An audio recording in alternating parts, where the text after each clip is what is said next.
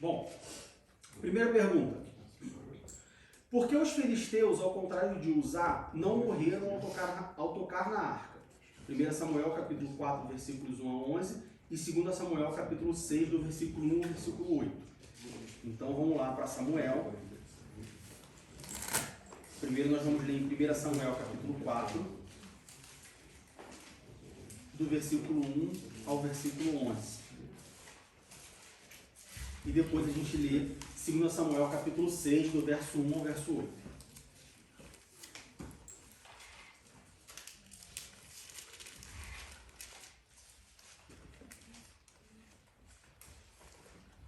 Primeiro Samuel capítulo 4, do verso 1 ao verso 11, diz assim: E veio a palavra de Samuel a todo Israel, e Israel saiu ao encontro, à peleja, aos filhos, e se acampou junto a Ebenezer. E os filisteus se acamparam junto a Afeca. E os filisteus se dispuseram em ordem de batalha para sair de encontro a Israel. E estendendo-se a peleja, Israel foi ferido diante dos filisteus, porque feriram na batalha. No campo, os 4.000 homens. E tornando o povo ao arraial, disseram aos anciãos de Israel: Por que nos feriu o Senhor hoje diante dos filisteus? Tragamos de Siló a arca do concerto do Senhor, e venha no meio de nós, para que nos livre da mão dos nossos inimigos. Enviou, pois, o povo a Siló, e trouxeram de lá a arca do concerto do Senhor dos Exércitos, que habita entre os querubins. E os 2 filhos de Eli, Rofini e Finéias, estavam ali com a arca do concerto de Deus. E sucedeu que, vindo a arca do concerto do Senhor ao arraial, todo o Israel jubilou com grande júbilo, até que a terra estremeceu. E os filisteus, ouvindo a voz do júbilo, disseram: Que voz de tão grande júbilo é esta no arraial dos hebreus? Então souberam que a arca do Senhor era vinda ao arraial. Pelo que os filisteus se atemorizaram, porque diziam: Deus veio ao arraial. E diziam mais: Ai de nós, que tal nunca sucedeu antes. Ai de nós, quem nos livrará da mão destes grandiosos deuses? Estes são os deuses que feriram os egípcios com todas as pragas junto ao deserto. Esforçai-vos e sede homens, ó filisteus, para que porventura não venhais a servir aos hebreus, como eles serviram a vós. Sede, pois, homens, e pelejai. Então pelejaram os filisteus, e Israel foi ferido, e fugiram cada um para a sua tenda. E foi tão grande o estrago que caíram de Israel 30.000 homens de pé. Versículo 11. E foi tomada a arca de Deus, e os 2 filhos de Eli, Rofini e Finéias morreram. Agora vamos para 2 Samuel, capítulo 6, do verso 1 ao verso 8. 2 Samuel 6, do verso 1 ao verso 8. E tornou Davi a juntar todos os escolhidos de Israel, em número de 30.000. E levantou-se Davi e partiu com todo o povo que tinha consigo de Baalá de Judá, para levarem dali para cima a arca de Deus, sobre a qual se invoca o nome do Senhor dos Exércitos, que se assenta entre os querubins. E puseram a arca de Deus em um carro novo, e a levaram na casa de Abinadab, que está em Geba. E Uzá e Aiô, filhos de Abinadab, guiavam o carro novo. E levando-o da casa de Abinadab, que está em Geba, com a arca de Deus, Aiô ia adiante da arca. E Davi e toda a casa de Israel alegravam-se perante o Senhor, com toda sorte de instrumentos de madeira de faia, com harpas e com saltérios, e com tamboris, e com pandeiros, e com símbolos. E chegando à ilha de Nacon, estendeu Uzá a mão à arca de Deus e segurou-a, porque os bois a deixavam pender. Então a ira do Senhor se acendeu contra Uzá, e Deus o feriu ali, por esta imprudência, e morreu ali junto à arca de Deus. E Davi se contristou, porque o Senhor abrira rotura em Uzá, e chamou aquele lugar Pérez Uzá, até o dia de hoje. Bom, lembrando, a pergunta é por que os filisteus, ao contrário de Uzá, não morreram ao tocar a arca. Então nós lemos 2 passagens, uma em 1 Samuel, outra em 2 Samuel. Em 1 Samuel, os filisteus estavam lutando contra Israel. Israel traz a arca para o meio do campo de batalha. Os filisteus, no primeiro momento, sentem medo. Depois isso serve como combustível para eles lutarem mais forte. Eles lutam, vencem o povo de Israel e levam a arca com eles. Ou seja, eles colocam a mão na arca e carregam a arca com eles. A gente avança para 2 Samuel, Davi reconquista, derrota os filisteus, pega a arca e leva para Jerusalém. Só que no que ele leva para Jerusalém, no meio do caminho, a arca está caindo do carro do boi, e aí Uzá vai colocar a mão na arca para parar, e a Uzá morre. A Bíblia diz que Deus mata Uzá. Vamos lá. Quem poderia carregar a arca da aliança? De acordo com a lei dada lá em Levítico por Deus?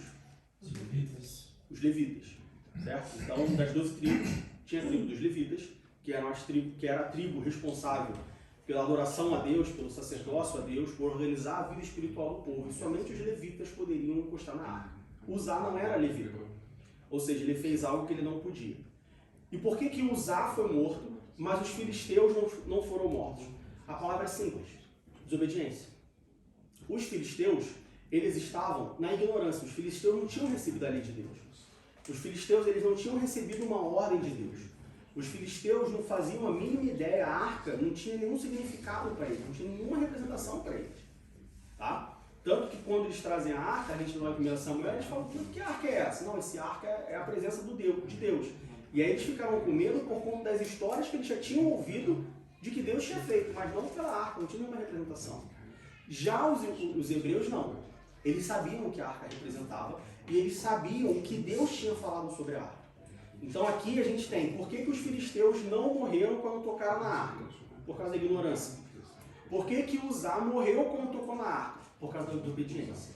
E aí é importante a gente ter em mente que, de certa forma, tá? E a gente vai falar um pouco mais sobre isso, mas de certa forma, a ignorância ou a falta de conhecimento, ela atenua o pecado.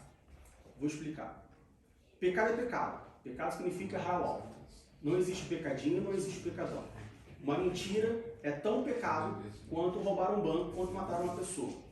No entanto, quando nós olhamos para a Bíblia, nós vemos que a ignorância de uma pessoa, ela pode, de certa forma, atenuar o pecado. Não que deixa de ser pecado, mas é como se Deus considerasse aquela ignorância e atenuasse o pecado de certa forma. De outro modo, um pecado em cima de outro pecado é como se ele agravasse o pecado. Tá? Então vamos dar um exemplo. Aqui a gente tem o exemplo da ignorância. Os filisteus, eles eram ignorantes acerca da lei de Deus. Eles eram ignorantes acerca do mandamento de Deus. Portanto, quando eles fazem algo que eles não poderiam fazer, Deus ele considera essa ignorância para não imputar um pecado de desobediência. Ainda assim é pecado, mas é tratado por Deus, julgado por Deus, vamos dizer assim, de uma outra forma. Lembre-se que Deus é justo. Deus ele não seria justo se ele julgasse ou se ele derramasse da sua ira da mesma forma numa pessoa que pecou na ignorância, pecou sem saber que estava pecando, do que de uma pessoa que pecou sabendo que estava pecando, sabendo que estava fazendo. Isso não seria justo da parte de Deus. Atos 17:30. Atos 17:30.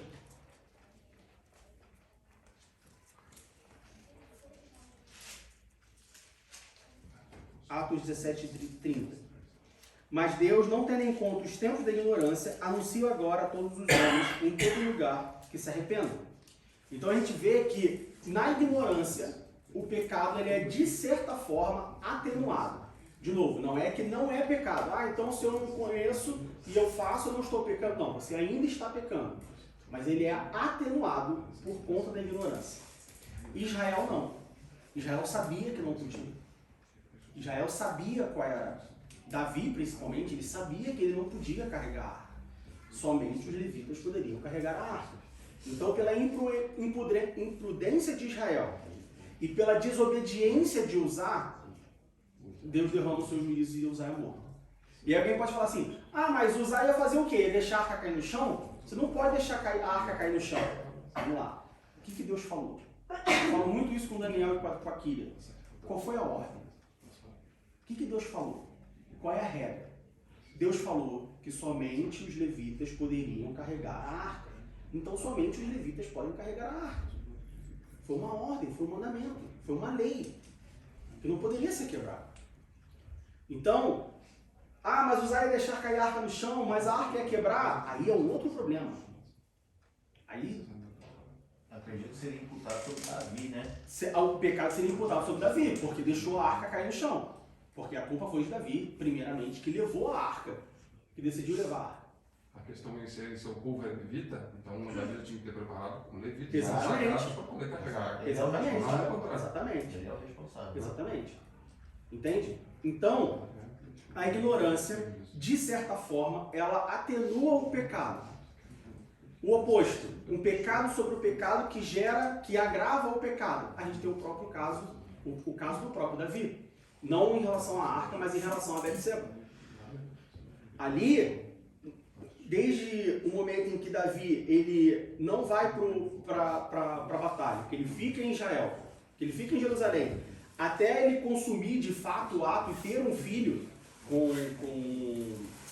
consumir de fato ter um filho e depois mandar Urias para frente de batalha para matar Urias, a gente vê que tem uma série de pecados que um vai agravando o outro. Então, como, vamos dizer, o primeiro começa com uma preguiça. O primeiro começa com, não, vou ficar aqui. É uma coisa. Aí depois continua com, né, Davi andando pelo palácio, aparentemente sem nada para fazer. Vamos colocar assim. Aí depois continua com Davi olhando para Betseba tomando banho. Aí ele se agrava quando ele vai e manda chamar Betseba. Para que Davi mandou chamar Betseba?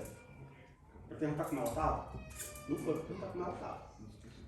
Aí ele chama Betseba, aí ele dorme com Betseba, tem um filho com Betseba. Aí se agrava quando ele fala assim, ó, manda Urias vir, bebeda ele para ver se ele vai visitar a esposa. Aí Urias não vai. Aí depois Davi vai e manda Urias para frente de batalha para ele morrer. Então a gente vê que uma série de pecados que foi agravando o pecado geral, vamos colocar assim, ou o pecado como um todo. Foi agravando. Ao contrário da ignorância que vai atenuando um pecado sobre outro pecado, ele vai agravando o pecado, até que chega uma hora que fica insustentável, e aí a gente tem toda a consequência que Davi sofreu. Então, por que os filisteus, ao contrário de Uzá, não morreram ao tocar a arca? Porque eles eram ignorantes acerca da arca. Por que Uzá morreu? Porque ele foi desobediente acerca da arca. São coisas diferentes. Ignorância, desobediência. Ambos são pecados. Só que Deus, como a gente leu em Atos capítulo 17, versículo 30, Deus ele não leva em consideração, vamos dizer assim, ele não leva em conta a sua ignorância. Você pecou por ficar ignorante? Tudo bem, você continua pecando. E por esse pecado, Deus já enviou o seu filho para morrer por você, para que o seu pecado seja perdoado. A partir do momento que você não é mais ignorante, agora você conhece a lei, você conhece o mandamento divino, aí você tem uma outra responsabilidade. Então é uma questão de responsabilidade diferente. Diga. Isso também bate contra aquela, como se fosse assim, uma regra do evangelismo moderno, com muitas aspas, que fala que, contanto que você esteja fazendo bem, tudo bem. Exatamente. Então, usar para todos os efeitos, ele está fazendo uma coisa boa. Só que a obediência, ela precede fazer o que você acha que é bom. Né? E em cima desse Atos 17:30 tem Hebreus 10:26. Hebreus 10:26, que na verdade é como se fosse o oposto desse versículo, né? Quando o autor fala um pouco, né? Hebreus 10:26. Porque se pecarmos voluntariamente, depois de termos recebido o conhecimento da verdade, já não resta mais sacrifício pelos pecados. Então, você tendo conhecimento e você peca, você não tem mais como falar, não sabia alguma coisa. Então, e é isso. Às vezes a lei ela não vai ser agradável, às vezes a ordem de Deus parece que vai contra a nossa própria vontade, o nosso próprio bem-estar, mas a obediência não é negociável. Exatamente. Alguma pergunta sobre isso? Entendido? Alguma dúvida? Só uma coisa, eu lembro que uma vez eu vi uma pessoa comentando isso dizendo que era assim, não, mas é porque Deus não foi a arca era só o símbolo da presença de Deus. A arca não era a presença de Deus, então Deus não foi para o arraial, por isso que os filisteus pegaram. Só que isso está errado porque se você olha nos capítulos seguintes, você vê o que acontece quando os filisteus põem a arca no templo de Dagon, e aí vai só a presença de Deus ali, a estátua de Dagon cai, perde as mãos, tanto começa a ter doença em todo o arraial dos filisteus, tanto que assim, não é o povo que recupera a arca. Os filisteus vão lá e tiram a arca e falam, deixa essa arca aí, porque a gente não quer aqui. Então a presença de Deus estava representada ali, por isso que é exatamente isso. Você quer pegar, pega, já que você não sabe a regra, pode pegar. Mas você vai ter as consequências de ter a presença de Deus no seu meio de qualquer jeito. Exatamente. Tudo bem? Vamos para a próxima?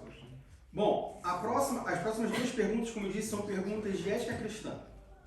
Primeira pergunta é: a Bíblia permite fecundação artificial?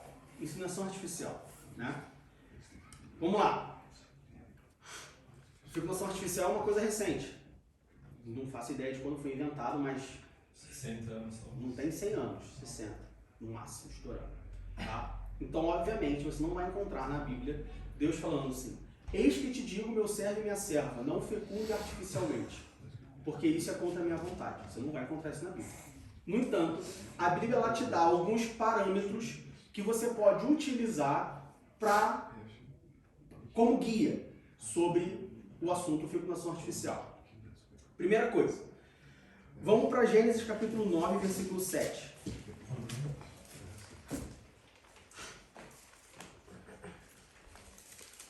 Gênesis 9, 7.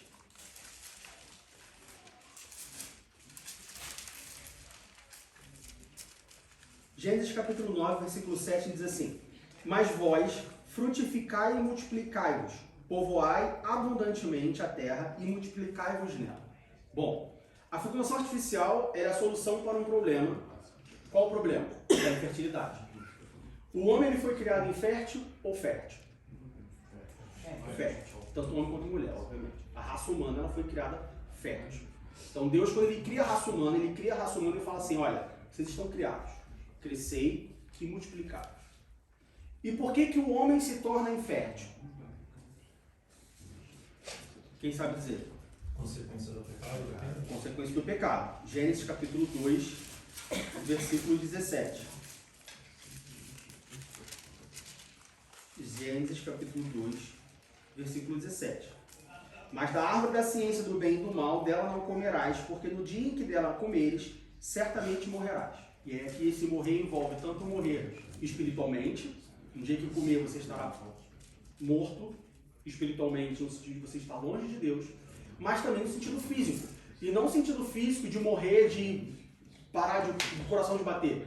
Não, morrer no sentido não literal, mas no sentido figurado de que, olha, toda a criação ela morre, toda a criação ela geme, toda a criação ela degrada por conta do pecado, tá?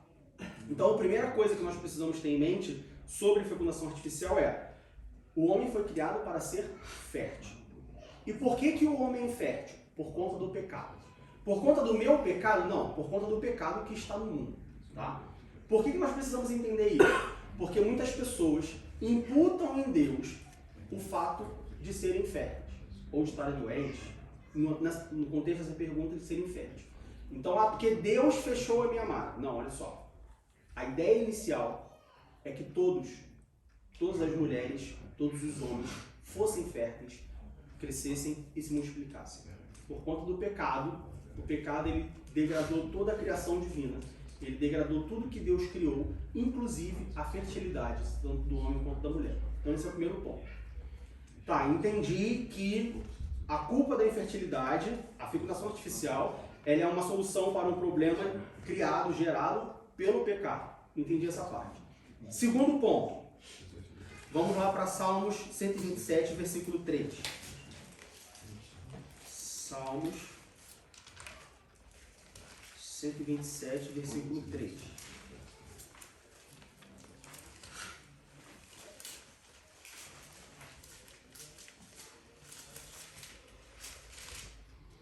Salmo 127, 3 diz assim: eis que os filhos são herança do Senhor, e o fruto do ventre, o seu galardão. Vamos também para Gênesis capítulo 2, versículo 24. Gênesis capítulo 2, versículo 24.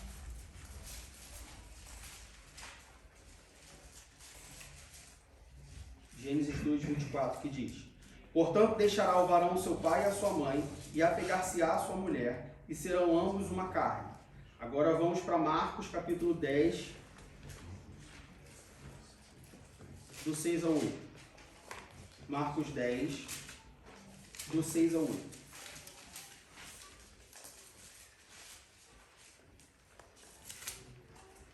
Marcos 10, do 6 ao 8 diz assim: porém, desde o princípio da criação, Deus os fez macho e fêmea. Por isso deixará o homem a seu pai e a sua mãe, e unir-se-á a sua mulher. E serão os dois uma só carne. E assim, já não serão dois, mas uma só carne. Segundo ponto. Deus ele criou macho e fêmea. Deus ele criou o casamento. E ele fala que do fruto desse casamento, dessa união matrimonial, os filhos são herança de Deus.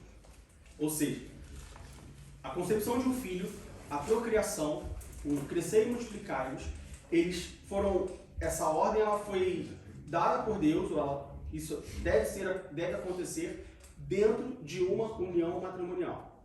Ah, Diego, então está dizendo que só por meios naturais? Não estou dizendo isso. O que eu estou dizendo é que a geração de um filho, ela deve ser dentro de um casamento. Ou seja, qualquer processo, à luz da Bíblia, pelo que nós entendemos é que qualquer processo de fecundação artificial, onde se envolve uma terceira pessoa, é antibíblico. Como assim, Diego? Ah, eu não posso ter filhos. Então eu vou pegar um esperma de um banco de esperma, vou fecundar na minha esposa e nós vamos ter um filho. Eu vou ver uma terceira pessoa. A minha esposa não pode ter filho. Então eu vou pegar o meu esperma, vou fecundar numa outra pessoa, no óvulo de outra pessoa, vou colocar na barriga da minha esposa e ela vai ter filho. Ah, nenhum dos dois podemos ter filho. Tá, então a gente vai usar uma briga de aluguel, por exemplo. Ou minha esposa não pode ter filho, mas ela não pode ter uma gestação, não é só o óvulo que ela não tem. Ela não tem um útero, por exemplo, ela não pode gerar uma criança de fato. Então a gente faz uma fecundação artificial, coloca uma barriga de aluguel, daqui a 9 meses nós temos um filho. Envolveu-se uma terceira pessoa. De novo, a Bíblia, nós vemos que Deus ele cria homem e mulher, ele cria um matrimônio e os filhos são herança desse matrimônio, dessa relação. Ou seja, a geração de um filho com uma terceira pessoa envolvida não está de acordo com o padrão bíblico, tanto para o casamento quanto para a herança de filho. Então, se você pensa em fazer, ou se alguém pensa em fazer, uma fecundação artificial, onde o processo de fecundação envolve uma terceira pessoa, biblicamente falando, não está de acordo com os padrões bíblicos estabelecidos por Deus para a geração de um filho. Terceiro ponto. Vamos lá para Jeremias capítulo 1, versículo 5 e Salmos 139. Jeremias capítulo 1, versículo 5.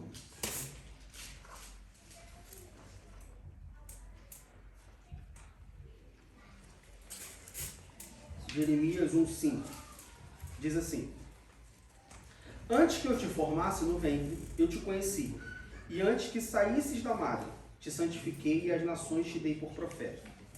Agora vamos para Salmos 139, versículos 13 e 16. Salmos 139, 13 e 16. Versículo 13 diz assim: Pois possuíste o meu interior, entreteceste-me no ventre de minha mãe.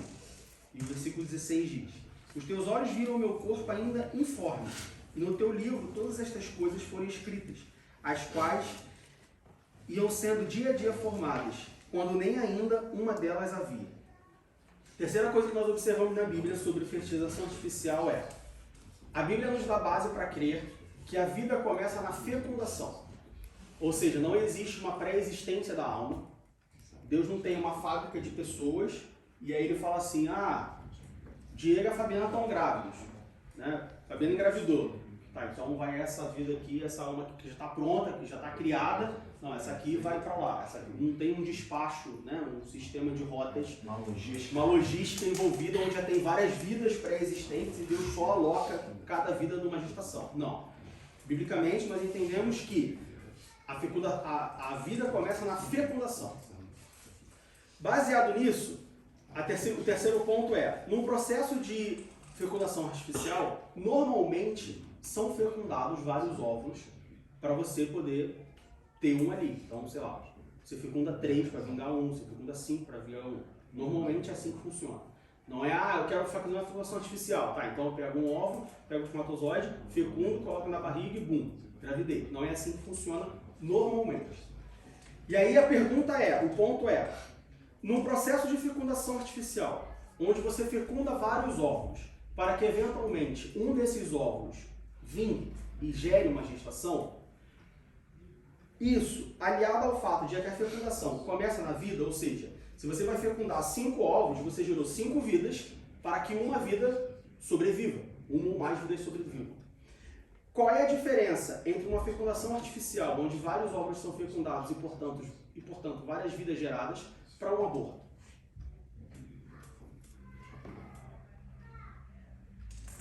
Tecnicamente é a mesma coisa. Você tem uma gestação, não quero essa gestação, eu vou fazer um aborto. Se você crê que a vida começa na fecundação, então, independente da... E aí esse é a grande discussão entre mundo e igreja, porque quem é a favor do aborto entende que até, se não me engano, 12ª semana, você pode abortar. A partir da 12ª você não pode. A igreja, ou os cristãos, de maneira geral, eles entendem que a vida começa na fecundação. Então não importa se tem 12, 13, 11, 5 semanas. Se fecundou, se já houve a fecundação, e aí nós lemos em Jeremias, e principalmente em Salmos, falando que, olha, eu não estava nem formado, não tinha nem forma ainda. Ou seja, eu era um embrião e você já me conhecia. Então já existia vida naquele embrião recém-fecundado. Se isso, biblicamente, não pode, é errado, o aborto é errado, qual é a diferença disso para eu fecundar 5 ovos, 3, 4, sei lá, um mais N, eu fecundar 2 ovos que seja, e aí para ver qual desses 2 que vai ser fecundado. Então esse é o terceiro ponto. Então, resumindo, primeiro, a fecundação ela é a solução para um problema que não foi causado por Deus, foi causado pelo homem. A infertilidade é uma decorrência do pecado, a gente assim pode dizer. Segundo, a fecundação artificial que envolve uma terceira pessoa, ela não é biblicamente aderente aos padrões instituídos por Deus, porque Deus instituiu marido e mulher, um casamento heterossexual, e como fruto desse casamento, como fruto dessa união entre marido e mulher, a geração de um filho. Portanto, se você faz uma fecundação artificial com uma terceira pessoa envolvida nessa fecundação, não adere aos padrões bíblicos. Terceiro, uma fecundação artificial, onde vários óvulos são fecundados para eventualmente um ou mais resultarem numa gravidez, também considerando o princípio da vida como a fecundação de um óvulo, em que ela difere de um aborto. Ah, Diego, mas tá, você não respondeu se a Bíblia permite ou não permite. De fato, não respondi se a Bíblia permite ou não permite. O que eu fiz foi apresentar 3 bases, ou 3 guias, ou 3 fundamentos na Bíblia que não necessariamente envolvem fecundação artificial, mas que envolvem preceitos bíblicos, e preceitos bíblicos são negociados. Tá, mas eu quero saber se eu posso ou não fazer. Aí, eu não vou falar para você faz ou não faz. Aí você ora a Deus e fala com Deus, ou você pede o Espírito Santo para te orientar, e aí você toma a sua decisão. Não posso falar para você, não faça a fecundação artificial. Aí você vai falar assim, para você é muito fácil você falar isso, porque você tem 2 filhos, eu não tenho filho nenhum. Para você é muito fácil falar isso, porque você tem um filho homem e uma filha mulher. Eu não tenho nenhum. Então eu não posso falar para você, não faça, porque a Bíblia não diz explicitamente, não faça. Eu posso falar para você, não matarás, não roubarás, porque a Bíblia diz, não mate, não roube. Eu posso falar para você, olha, ajude o seu irmão, porque a Bíblia fala, ame o seu irmão, ame o próximo como a si mesmo. Mas a Bíblia não fala expressamente sobre fecundação artificial. O que a Bíblia fala ela te dá alguns parâmetros, ela te dá algumas bases que nos servem para nos guiar sobre as nossas decisões. Então a pessoa que fez fecundação artificial, essa pessoa ela vai para o inferno? Então, isso é um pensamento infantil. Tá? Eu fiz uma fecundação artificial, eu estou fadado a estar... Deus não gosta de mim mais? É um pensamento imaturo. Tá?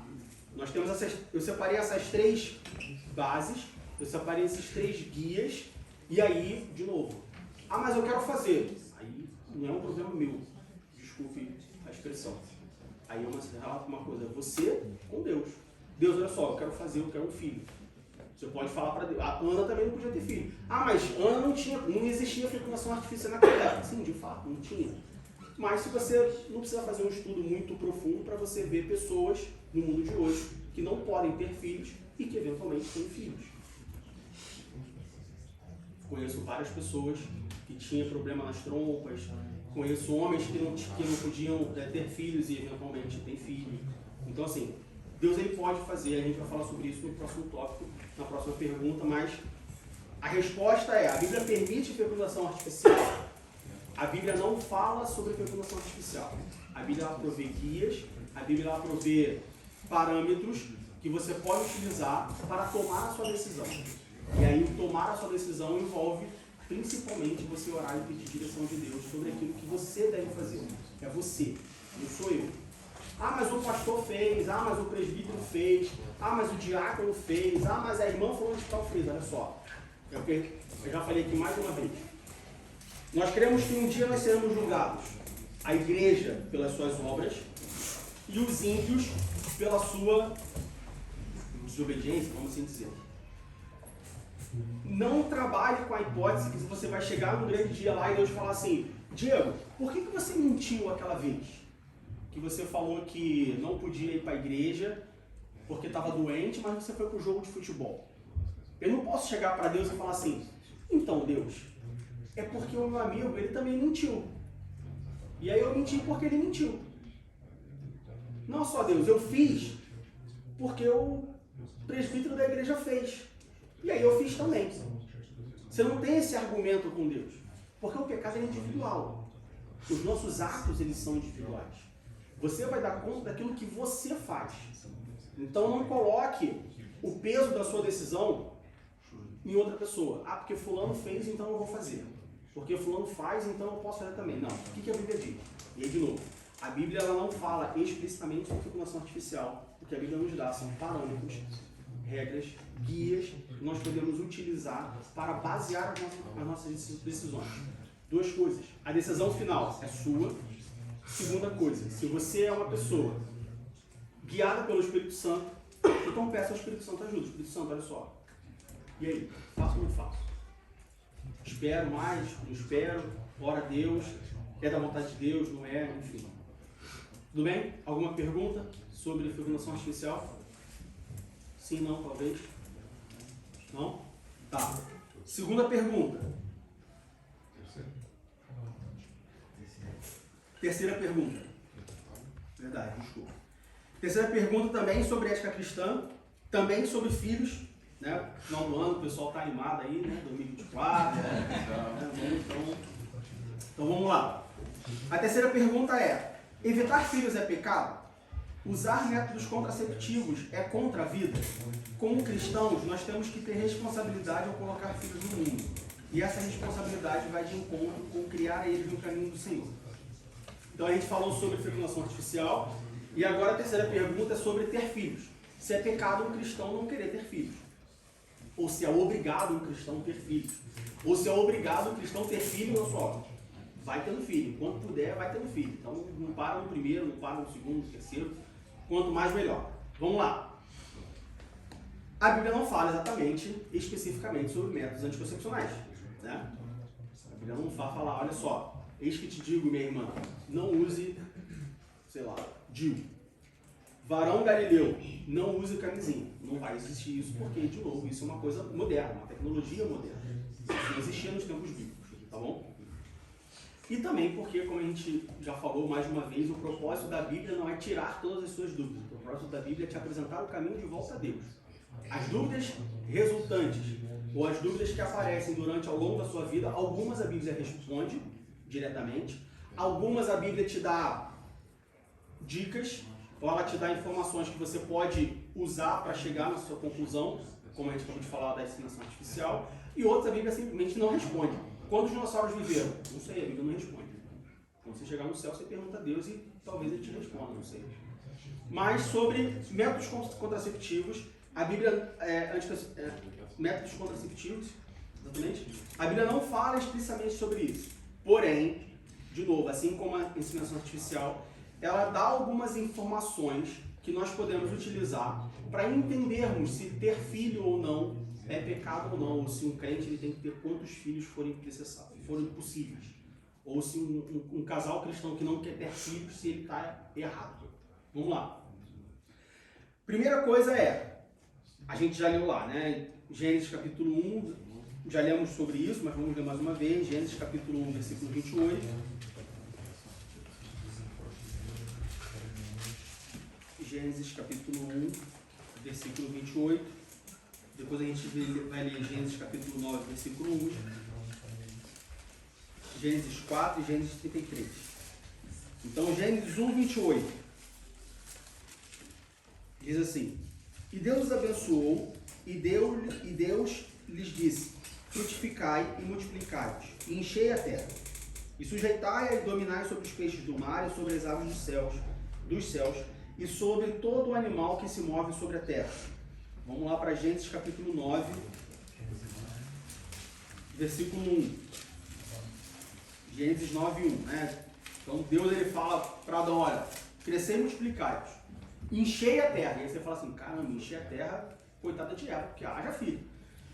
Aí, maldade do homem cresce, Deus vai lá e dilúvio. Acaba com a terra, só salva Noé e a sua família. Aí Gênesis capítulo 9, versículo 1 diz assim, e abençoou Deus a Noé e a seus filhos e disse, frutificai e multiplicai-vos, e enchei a terra. Então, mais uma vez, nós vemos o próprio Deus falando para Noé agora, falando, olha, cresce, multiplica, enche a terra, ou seja, filhos. Vamos lá para voltar para Gênesis capítulo 4, versículo 1. Gênesis capítulo 4, versículo 1. E conheceu Adão a Eva, sua mulher, e ela concebeu e teve a Caim e disse, alcancei do Senhor um varão. E Gênesis 33, versículo 5. Gênesis 33, 5. Gênesis 33, 5. Diz assim, depois levantou os seus olhos e viu as mulheres e os meninos e disse, quem são estes contigo? E ele disse, os filhos que Deus graciosamente tem dado ao teu servo. Então o ponto de partida é, Deus, ele institui o casamento, e a gente já viu isso, e dentro desse casamento Deus fala, olha, crescer e multiplicar. A gente encontra na Bíblia Deus falando, olha, tenham filhos, cresçam, multipliquem, enchem a terra, povoem a terra. E nós vemos que os filhos, eles são presentes de Deus. Os filhos são dádivas de Deus. Sempre que nós, ou quase sempre, quando nós vemos na Bíblia um casal tendo filho, nós vemos a expressão dádiva, graça, presente, herança. Ou seja, a concepção de um filho, biblicamente falando, está sempre atrelada a uma coisa boa. Ou seja, os filhos, biblicamente, eles não são um tropeço na vida dos pais, eles não são um problema para os pais, eles não são uma dificuldade para os pais, eles não devem ser entendidos ou encarados como um peso para os pais. Não, os filhos eles são bênçãos, eles são presentes, eles são coisas boas. No primeiro momento, no momento que ele recebe, que o filho nasce, assim dizer. A partir dessa linha de raciocínio, a partir desse pensamento, nós precisamos separar os métodos contraceptivos em 3 tipos diferentes. E a gente desdobrar sobre cada um deles para a gente entender se um cristão ele pode usar métodos contraceptivos ou não. Primeiro, nós temos os métodos contraceptivos naturais. Depois, nós temos os métodos contraceptivos artificiais. E, por último, os métodos contraceptivos abortivos. Vou começar pelo terceiro. Métodos contraceptivos abortivos. A gente já falou sobre isso. Jeremias capítulo 1, Salmo 139, fica bem, imagino que evidente. A gente pode também discutir sobre isso, mas a Bíblia ela nos dá uma base bíblica para nós entendermos que a vida começa na fecundação. Ou seja, qualquer método contraceptivo em que o óvulo é fecundado e depois que o óvulo é fecundado, esse método atua para matar esse óvulo, ele é considerado um método contraceptivo abortivo e, portanto, configurado como pecado, biblicamente falando. Alguma dúvida até aí? Alguém discorda da ideia de que da ideia ou do pensamento de que a vida começa na fecundação? Sim, não, talvez. Pois bem, aí a gente volta agora para os outros 2 métodos, os métodos contraceptivos naturais e artificiais. Se eu estiver falando muito rápido, me avisa, tá? Métodos contraceptivos naturais, tabela, coito interrompido, seja lá qual deles existir. Sobre os métodos contraceptivos naturais, a Bíblia não dá nenhuma base bíblica para a gente entender que eles são pecaminosos ou que devem ser evitados. E aí muita gente levanta o exemplo de Onã. Vamos lá para Gênesis capítulo 38, versículo 10.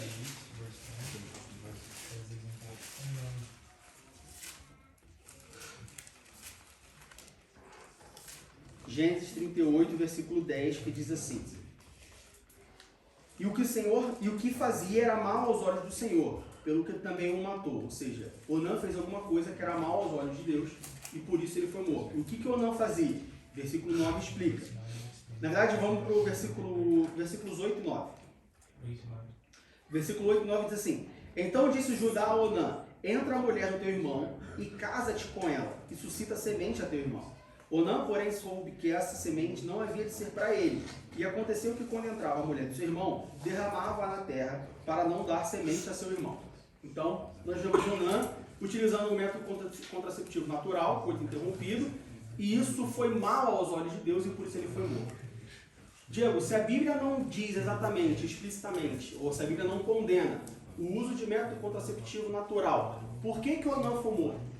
Onã não foi morto por utilizar o método anticonceptivo. Confundi tudo. O método contraceptivo. Onã não foi morto com isso. E não foi morto por causa disso. Então, por que Onã foi morto? Por que o que Onã fez era mal aos olhos de Deus? Para isso, a gente precisa entender qual era a lei naquele tempo. O que Onã fez foi fazer uso da lei do levirato. O que é a lei do levirato? Eu tenho um irmão, tá? Meu irmão morre. Ele é casado, eu sou casado. Meu irmão morre. A lei do levirato dizia que eu, como irmão do meu irmão, caso meu irmão morresse, eu poderia casar com a mulher do meu irmão. E o primeiro filho que eu tivesse com a mulher do meu irmão, ele seria herança do meu irmão e não minha. Então, o que Onã fez foi, ele casou com o irmão de Onã, morreu, ele casou com a mulher de Onã. E aí no versículo 9 diz assim: Porém, soube que essa semente não havia de ser para ele, ou seja, o primeiro filho que ele tivesse com a esposa do irmão falecido, com a viúva, não seria filho dele, não biologicamente, óbvio, mas no sentido de herança, no sentido de descendência. Essa descendência não seria dele, seria a descendência do irmão. Então, para ficar um pouco mais claro, meu nome é Diego Silva, o nome do meu irmão é Diego Astrogildo. Meu irmão morreu, eu casei com a esposa do meu irmão. O primeiro filho que eu tivesse com a esposa do meu irmão, ele não se chamaria, sei lá, Francisco Silva. Ele se chamaria Francisco Astrogildo. Ele não seria meu herdeiro, ele seria herdeiro do meu irmão. Por isso, Onã ele se recusa a ter um filho com a sua esposa ou com a esposa do seu irmão. Por que isso é errado? Foi errado perante Deus.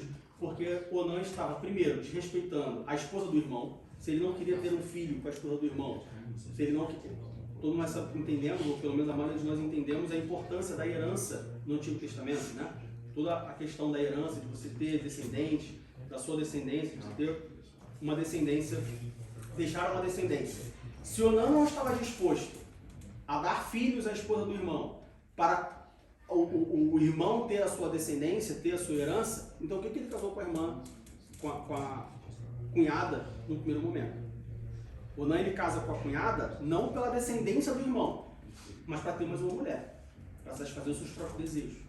Então Onã, ele, ao mesmo tempo que ele desrespeita a cunhada e o irmão falecido, Onã é uma pessoa egoísta. Ele estava casando com a irmã somente pelos seus próprios desejos. Então esse foi o pecado de Onã. O pecado de Onã não foi o método contraceptivo usado. O pecado de Onã foi, ele era um homem mau e egoísta. E por isso o que ele fez foi errado, foi considerado errado perante Deus e morreu. Então, por que Onã morreu? Não foi pelo método utilizado. Foi porque o que ele fez foi errado, porque ele foi egoísta, ele foi mau, ele envergonhou a esposa porque ele quis casar para ter mais uma mulher. E não para cumprir o que a lei do levirato dizia ou permitia. E isso nos leva à reflexão de usar método contraceptivo natural é pecado? Não, não é pecado. Mas a intenção pelo qual você usa pode ser um pecado. Como assim, Diego? Por que eu quero evitar filhos? Eu quero evitar filhos porque eu não tenho condições de ter filhos? Ou eu quero evitar filhos porque eu sou egoísta? Qual o motivo de você querer não querer ter filhos? Eu conheço pessoas que não querem filhos simplesmente por egoísmo. A pessoa fala, eu não quero ter filhos porque minha vida está muito boa sem filhos. Eu não quero ter filho porque eu não quero ter um catarrento atrás de mim me perturbando. Eu não quero ter criança, né? Não gosto de criança, não quero ter filhos porque eu quero poder viajar e fazer o que eu quiser a hora que eu quiser sem dar satisfação para ninguém. Eu não quero ter filhos porque eu não quero passar a noite inteira acordado com o filho chorando no meu ouvido. É o egoísmo. Se a ideia de não ter filhos passa pelo egoísmo do ser humano, independente do método contraceptivo utilizado, você está fora dos padrões bíblicos, porque Deus disse, crescer e multiplicar. Ah, eu não quero ter filho porque eu não tenho condições de ter filho. Olha só, eu sou, né, sei lá, quando eu casei, por exemplo, quando eu e a Fabiana nós noivamos, eu era estagiário. Na época eu ganhava R$500. Eu não conseguia pagar um aluguel. E aí, casei. Ah, por que você não quer ter filho? Porque eu não tenho dinheiro para me sustentar. Como que eu vou chamar a criança? Não tenho dinheiro para eu comer, não tenho uma casa, não tenho um emprego estável, minha vida é uma bagunça, não sou organizado. Então, primeiro eu preciso me organizar. Primeiro eu preciso ter uma vida estável para depois sim eu assumir a responsabilidade de ser um pai, de colocar o filho no mundo. Se a ideia é evitar o filho, usar um método contraceptivo natural para evitar um filho, porque você não tem condições de ter filho, não tem problema nenhum. Pelo contrário, é louvável. A gente vai ver lá em Timóteo que Paulo fala para Timóteo, olha só, primeiro cuida da sua casa. Você tem responsabilidade com a sua casa. Outra coisa sobre método natural. Vamos lá para 1 Coríntios capítulo 7. 1 Coríntios capítulo 7. Verso 1 ao 5. 1 Coríntios 7.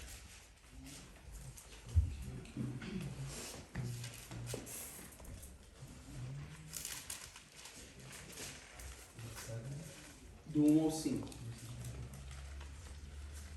Diz assim: ora, quantas coisas que me escrevestes, bom seria que o homem não tocasse em mulher, mas por causa da prostituição, cada um tem a sua própria mulher, e cada uma tem o seu próprio marido. O marido pague à mulher a devida benevolência, da mesma sorte da mulher ao marido. A mulher não tem poder sobre o seu próprio corpo, mas tem no marido, e também, da mesma maneira, o marido não tem poder sobre o seu próprio corpo, mas tem no a mulher. Não vos defraudeis um ao outro, senão por consentimento mútuo, por algum tempo, para vos aplicar a oração e depois ajuntai-vos outra vez, para que Satanás vos não tente pela vossa incontinência. Ainda sobre o uso de métodos contraceptivos naturais. Sim, nós vimos lá em Gênesis que Deus falou, olha, crescei e multiplicai, povoai a terra, enchei a terra. Mas nós também vemos na Bíblia, o apóstolo Paulo falando, olha só, o sexo ele foi criado para o casal, para prazer do casal também. Imagina se toda a relação sexual entre um marido e mulher resultasse num filho. Ia precisar de quantas terras, né? Porque simplesmente não escala. Então, Deus diz, crescei e multiplicai-vos, mas Deus também criou o sexo para prazer do casal. Não necessariamente toda relação sexual entre um casal tem que gerar filhos. E aí, como que você faz para gerar filhos? Métodos anticoncepcionais, contraceptivos. Não tem problema nenhum. O que não pode é você utilizar de métodos contraceptivos para você ter uma vida sexual devassa, uma vida sexual fora dos padrões bíblicos. Aí não. Aí você está ferindo os preceitos bíblicos. Aí você está usando uma coisa, vamos dizer assim, permitida por Deus, o uso de métodos contraceptivos naturais para uso numa vida pecaminosa, uma vida devassa. Não, então eu vou ter relação com quem eu quiser, quantas vezes eu quiser, mas sempre organizando ali para eu não engravidar, para não ter problemas. Aí, assim como Onã foi morto pelo seu egoísmo, né, foi julgado por Deus pelo seu egoísmo, aí você está utilizando uma coisa permitida, direcionando para o mal. Tá? Alguma pergunta aí? Eu queria fazer um comentário. Considerando que o pecado ele degradou toda a natureza humana e com isso saiu tudo do controle que originalmente foi criado, né? Uma prova de que a relação sexual entre o casal não se resulta somente em criança, em procriar, em crescer, em multiplicar, é o fato também de Deus ter colocado na mulher o ciclo, período fértil e período infértil, né? Então, assim, naturalmente seria, se o casal ele tem relações no período fértil da mulher, vai procriar. Fora do período fértil. Fora do período fértil, ele não procriaria. Sim. Com isso, não se precisaria Do método contraceptivo, né? Natural. Certo? Uhum. E até, tipo, o uso de preservativo, essas coisas tudo. Só que o grande problema é que, como a gente já falou, né? Você já deixou bem claro, a degradação da natureza humana fez com que, tipo, o ser humano, tanto o homem quanto a mulher, de tanto medicamento e remédio e tudo, e a própria natureza pecaminosa que degradou, faz com que esse ciclo ele se descontrole. Há um desvio, né? Entendeu? Então, tipo assim, o período que não era para procriar, acaba a mulher se tornando gestante, Sim. né? E aí isso força a pessoa, tipo assim, porque é o que você falou, a pessoa ela não vai ter relação com a esposa ou com o marido só para ter filho. É porque isso é algo divino e é o que sela o casamento, né? E aí, se a gente fosse parar para pensar nisso, por conta do pecado, a pessoa hoje tem que usar o método contraceptivo natural, o preservativo e tudo mais aí que se tem hoje. Porque naturalmente antes isso não precisaria. A gente poderia, não estou dizendo que era assim, mas a gente poderia entender como que se fosse assim. No Éden, você tem 30 dias no mês. Eva era sempre fértil no dia 20, ou do dia 20 ao 25. Uma semana do mês ela Uma semana do mês ela era fértil. Fora dessa uma semana, ela não era fértil de jeito nenhum, garantido, 100%. Por conta do pecado, por conta da ação do pecado. Em toda a criação, a gente vê hoje que tem mulheres que o ciclo menstrual é completamente fora. Completamente diferente. Um mês é uma coisa, outro mês é outra, um mês é outra. É variante. Por quê? Ação do pecado. O pecado, ele mexeu com toda a criação do mundo. Toda. Tudo que você olha ao seu redor, que foi criado por Deus, obviamente, foi manchado pelo pecado. Sofre algum tipo de consequência do pecado. Então, métodos contraceptivos naturais. Problema zero. Onã, ele foi morto porque ele foi egoísta. Você utilizar o método contraceptivo natural dentro do seu casamento, porque você quer evitar filho por algum motivo, vamos dizer assim, algum motivo lícito, não tem problema nenhum. O sexo ele foi criado justamente por prazer do casal dentro do casamento, desde que seja feito dentro do casamento. O que você não pode o que não é permitido pela Bíblia é usar métodos contraceptivos por conta do meu egoísmo. Eu não quero ter filho porque ele vai estragar a minha vida perfeita que eu tenho, a minha vida sozinha, a minha vida ideal que eu tenho, ou usar métodos contraceptivos naturais porque eu quero viver uma vida sexual devassa, porque eu quero, né, ter quantos parceiros eu quiser, quantas mulheres eu quiser e não me preocupar com gravidez. Aí você está usando uma coisa lícita, biblicamente falando, para basear uma coisa ilícita, biblicamente falando. Sobre métodos contraceptivos artificiais. Diego, o que é natural e o que é artificial? Natural, tabela, coito interrompido, não só consigo pensar nesses dois, não sei se tem mais algum outro aí. Métodos contraceptivos artificiais. Pílula anticoncepcional, camisinha, DIU, ligadura de trompa, são considerados métodos contraceptivos artificiais. O que a Bíblia fala sobre métodos contraceptivos artificiais? A gente volta pelo mesmo ponto de partida. A Bíblia não fala, minha irmã, não use pílula. Meu irmão, não faça vasectomia. Porque até onde a gente sabe, naquela época não existia pílula, não existia vasectomia.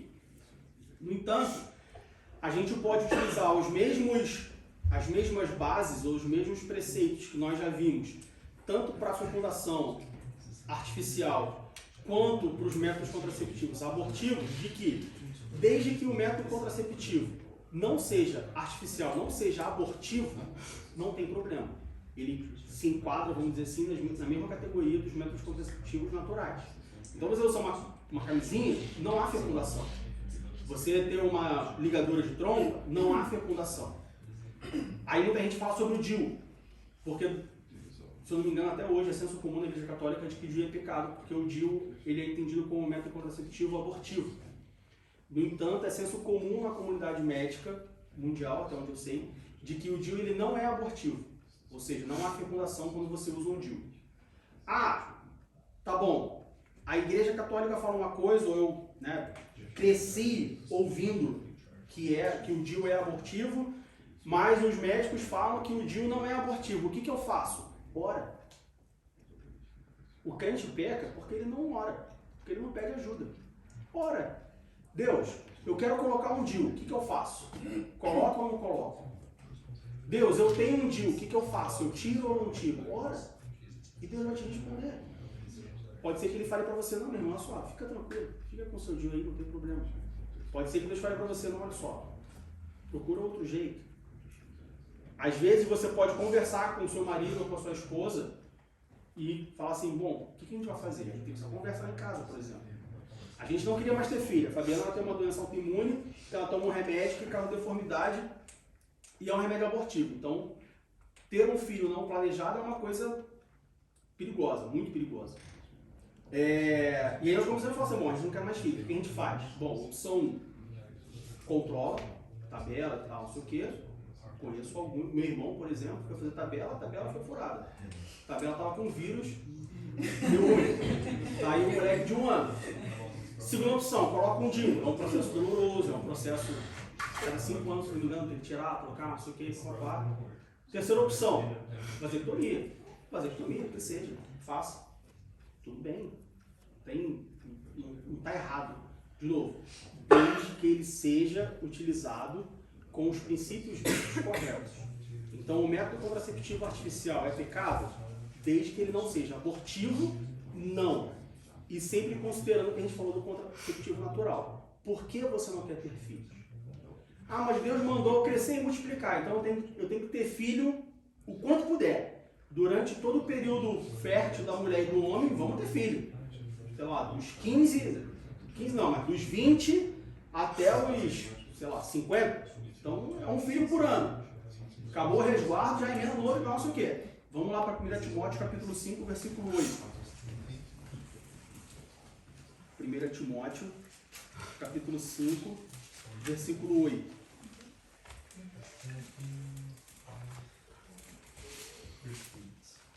Mas se alguém não tem cuidado dos seus, e principalmente dos da sua família, negou a fé e é pior que o infiel. Crescer e multiplicar-vos? Sim, crescer e multiplicar, mas com responsabilidade. Né? Com moderação. Não é crescer e multiplicar, senão eu vou colocar 5 filhos no mundo, e aí eu coloco o mais velho para cuidar do mais novo, e aí não tem dinheiro para eu comer. Não, mas aí a igreja ajuda, alguém ajuda a família, e passar fome não vai. Não, aí também você está sendo irresponsável. Lembre-se que os filhos são herança do Senhor. Se você recebeu uma herança hoje, do seu pai, do seu tio, de algum familiar seu, você vai pegar essa herança e colocar no lixo? Você vai pegar essa herança e ignorar? Não, você vai cuidar dessa herança. Teoricamente, você deveria, cuidaria dessa herança. Você pegaria uma herança. Recebi uma herança hoje de 1 milhão de euros. Bom, então eu vou pegar essa herança, não vou pegar essa herança, 1 milhão de euros, vou comprar tudo em bala juquinha. Não, eu vou, guardar ela, eu vou investir ela, eu vou fazer alguma coisa com ela. Os filhos são herança do Senhor, e justamente porque eles são herança do Senhor, que você não vai colocar filho do mundo e deixar que o mundo que o mundo cuide. Não, você tem uma responsabilidade com o seu filho. A Bíblia nos diz para nós guiarmos nossos filhos nos caminhos do Senhor. Então, se você tiver 5 filhos, você vai ter condições de sustentar 6 pessoas, falando para o marido, né? Para o marido, quero ter 5 filhos. Eu vou ter condições de sustentar 6 pessoas? Porque são 5 filhos e uma esposa. Eu vou ter condições de alimentar 6 pessoas. Eu vou ter condições de vestir 6 pessoas. Eu vou ter condições de sustentar psicologicamente, emocionalmente 5 filhos. Eu vou conseguir ser pai de 5 filhos?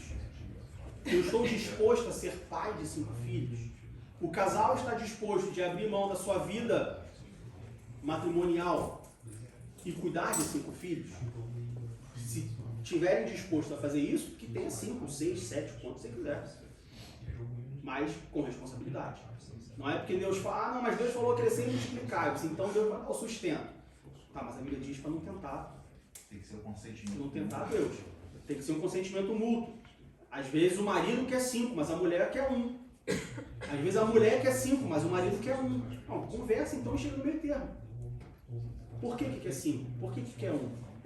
Às vezes a pessoa quer muito filho, mas na verdade é um trauma que ela tem não tratado.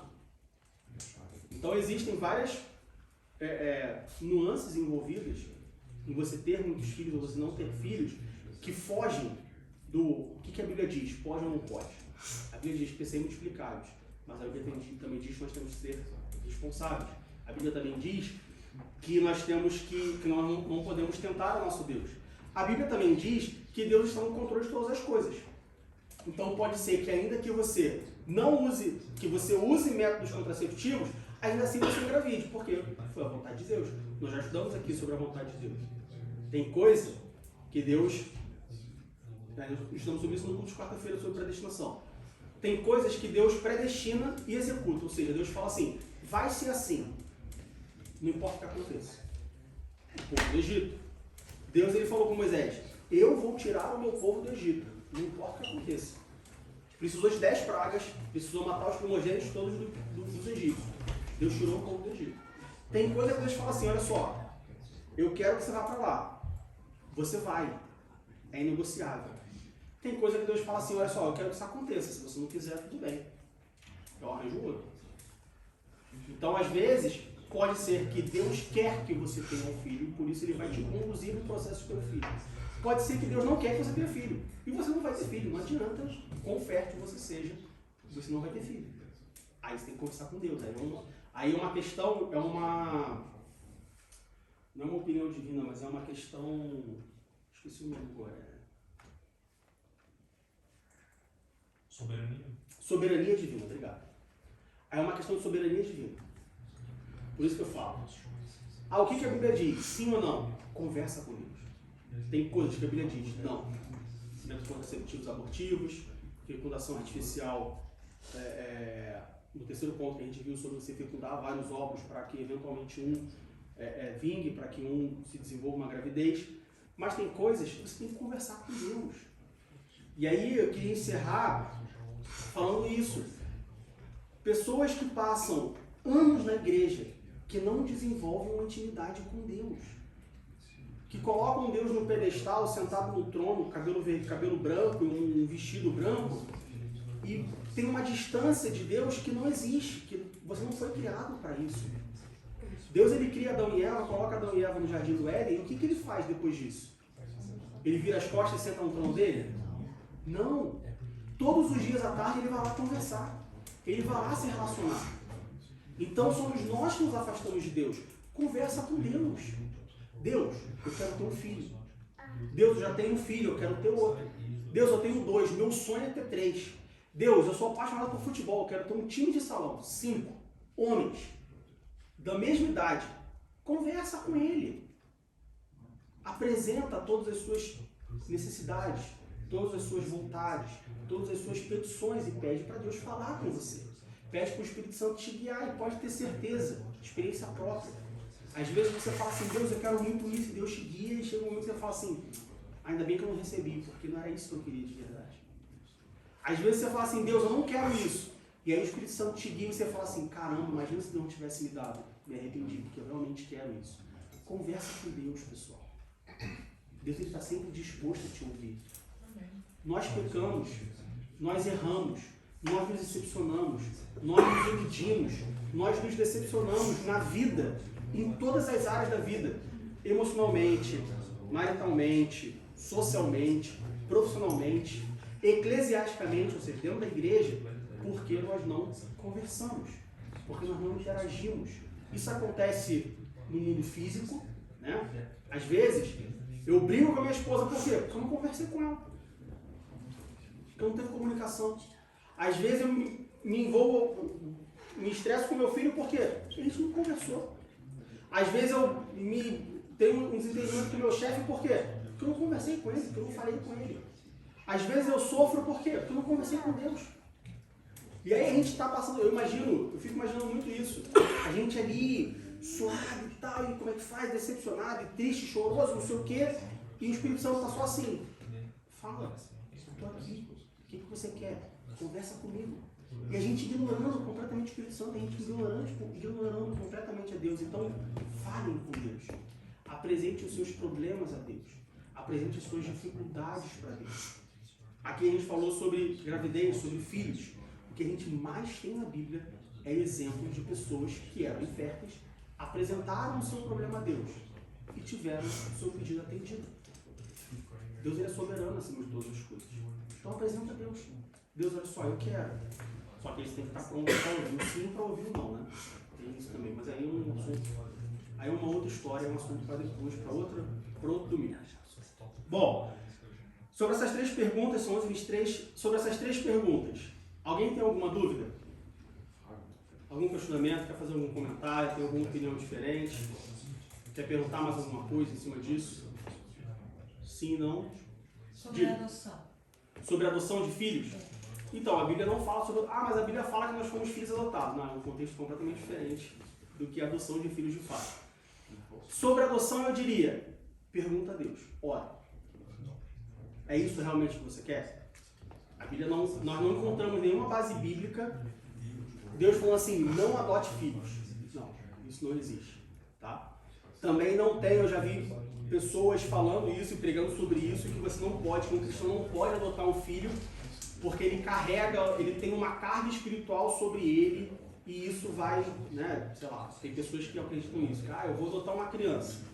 E aí, sei lá, os pais dessa criança, eles fizeram um trabalho espiritual para essa criança, aí vai vir uma carga negativa. Não, só, a Bíblia não dá base para nós crermos em maldição hereditária, isso não existe. Corta isso, esquece. Agora, você pode ter, dependendo da criança que você adotar, ou qual idade ela tiver, você pode adotar uma criança, por exemplo, com vários problemas psicológicos decorrentes do trauma que essa criança sofreu no momento que ela foi colocada para adoção. Você está disposto a conviver com isso? Teoricamente, se você adotar uma criança recém-nascida, você não tem esse passado, vamos dizer assim, emocional, psicológico da criança. Portanto, você estaria livre. Mas aí você tem um outro problema. Você vai amar essa criança da mesma forma como você amaria um filho biológico seu? Ou você vai ver essa criança como um carro, que você foi à loja, comprou um carro, levou para casa e está usando esse carro, um bastardo. E aí o dia que essa criança fizer alguma coisa, você vai falar assim, mas tinha que ser bastardo mesmo, tinha que ser, entendeu? Uma criança, por exemplo, que foi adotada por uma família que já tem filhos biológicos. Não, mas eu vou amar como se fosse meu filho. Tá, mas o seu filho vai amar como se fosse um irmão? Então, assim, existem várias questões que fogem vamos dizer assim, do pode não pode bíblico. Entende? Então, assim, de novo, pra gente, né? Biblicamente falando, não há nada, Deus falando assim, não adote um filho. Pelo contrário, é uma questão social. Tem muitos casais que eles preferem adotar uma criança do que ter um filho biológico, por uma questão social. A Bíblia não fala nada contra sobre isso. É muito mais uma conversa do casal e principalmente com Deus para saber se, vamos adotar ou não. Mas não tem nada assim ou não. Digo. Eu acho que temos dois exemplos de adoção na Bíblia, né? Começando por Moisés em Gênesis, que foi adotado pela filha do faraó, e o próprio Jesus Cristo, que foi adotado por José. Sim. Não diz nada contra, mas mostra exemplos positivos a favor da adoção. Sim, podemos considerar dessa forma. Eu não diria que um incentivo, mas eu diria que uma permissão, vamos dizer assim, claramente, olha só, não é contra você adotar. Se você quer adotar, você pode. Mas eu já vi casais tendo problemas.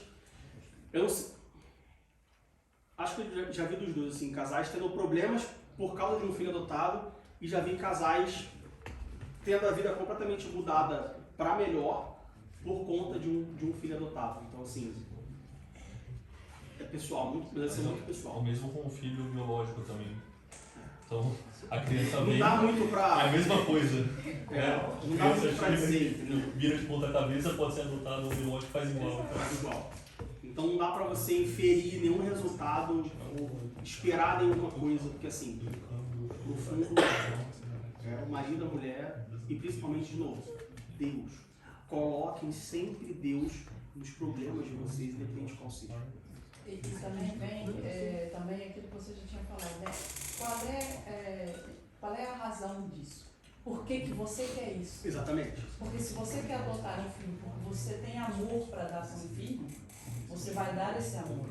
Agora, a gente vê muitas pessoas hoje em dia, infelizmente, adotando só para dar nas vistas, para aparecer bem na vida, para fazer o politicamente correto. Né? Exatamente. Aí, o que conta para mim, primeiramente, né, vem aquilo que Deus permite ou não permite, a lei de Deus, e depois você, enquanto pessoa, por que você quer adotar? Exatamente. Porque se as razões são boas e tem a permissão de Deus, Vai em frente. então tudo vai correr bem. Mas se não, Exatamente. Lembre sempre de Onan. Onan não morreu por causa do que ele fez. Onan morreu por causa do que ele era. Ele era uma pessoa egoísta. Isso conta muito. Esse é um bom exemplo. Tem muitas pessoas que adotam filhos simplesmente porque querem. Sem motivo. Assim como eu compro um sapato que eu achei bonito. Mas amanhã, ano que vem, quando sair a próxima coleção, o sapato não é mais bonito. E aí eu vou descartar o filho. O sapato você doa, você joga fora. Mas um filho, você não pode simplesmente devolver o filho porque você não quer mais. Né? E eu diria não, né? Você ter um filho, independente de ter sido adotado ou gerado, ou pelo menos deveria ser entendido assim, é um comprometimento para a vida. É uma vida. Não dá pra você, não quero mais. Vive a sua vida e... Não, é um comprometimento que é igual casar. O cristão é igual casar. Não dá pra daqui a 15 anos eu falar, então, não quero mais a Fabiana, quero outra. Ou quero viver sozinho, descobri que eu quero viver sozinho. Não, eu tive que ter descoberto isso há 15 anos atrás quando eu casei. Mais alguma pergunta, algum comentário, alguma dúvida? Não? Então a gente encerra aqui. Pergunta e resposta número 4. De antemão eu já digo, sempre entre uma revista e outra, ou seja, a cada 3 meses, nós fazemos a pergunta e resposta. Não há limite com pergunta e resposta. Você pode perguntar o que você quiser. Qualquer dúvida que você tenha, desde inseminação artificial, passando por, sei lá, a gente teve no trimestre passado, por que a igreja condena os pobres e engrandece os ricos, por exemplo. Ou, por exemplo, você pode falar assim, por que eu tenho que crer na Bíblia? Quem disse que a Bíblia é verdade? Por que são 66 livros na Bíblia e não 67 ou 65? Por que os livros da Bíblia católica, por exemplo, não estão na Bíblia cristã? É uma dúvida que muitas pessoas aqui podem ter, por exemplo. Então perguntem, pessoal. A Bíblia diz que nós ficamos pela falta de conhecimento. Não cobra. Se a gente cobrasse €1 por pergunta, tudo bem. Cobrando, não tem dinheiro para pagar. Não cobra. Pergunta. Pode perguntar. Amém? Que Deus nos abençoe em nome de Jesus.